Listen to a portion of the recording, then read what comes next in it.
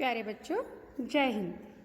10वीं कक्षा में हिंदी कार्यपत्रक 53 आज हमने अट नहीं रही है इस कविता की पुनरावृत्ति करनी है।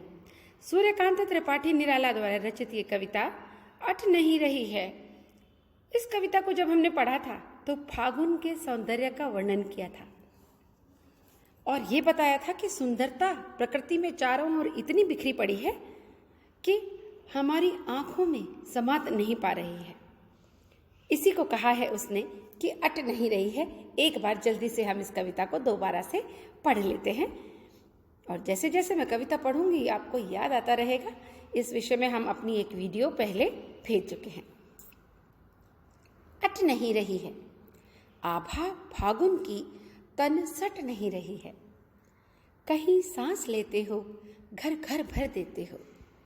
उड़ने को नभ में तुम पर पर कर देते हो। आंख हटाता हूं तो हट नहीं रही है।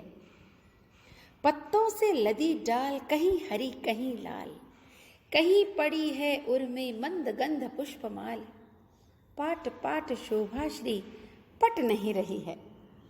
अट नहीं रही है, आभा फागुन की तन सट नहीं रही है।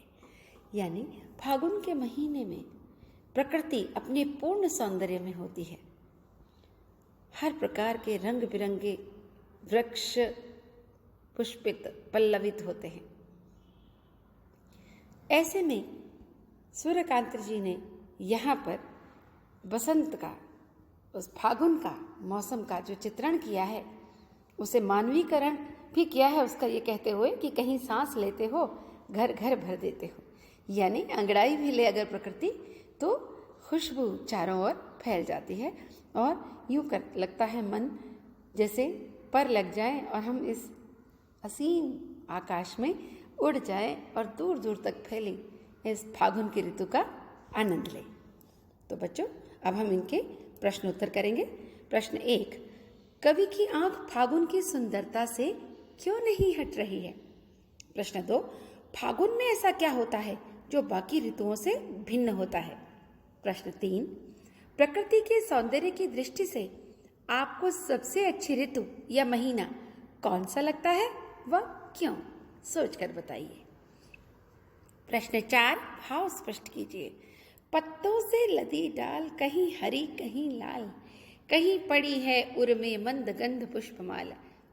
हमने पिछली बार जब आपको ये कविता इसका भावार्थ करवाया था तो बताया था कि फागुन की सुंदरता का वर्णन करते हुए कवि ने कहा था कि जो डालियां हैं वो पत्तों से लदी हुई हैं और कहीं पर पत्तों के कारण हरी दिख रही हैं और फूलों से लदी हुई हैं तो उसके कारण कहीं लाल दिख रही हैं। यूं लगता है मंद मंद सुगंध फैलाते हुए पुष्पों की माला इनके हृदय में पड़ी हुई हो। आपने इसका भावार्थ लिखना है। प्रश्न 5 आपके लिए एक गतिविधि है। प्रकृति सौंदर्य पर एक सुंदर सी कविता की रचना कीजिए।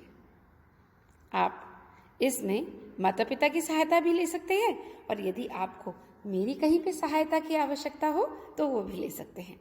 तो जल्दी से आप अपनी वर्कशीट कंप्लीट कीजिए और मेरे पास अपने व्हाट्सएप नंबर पर भेज दीजिए।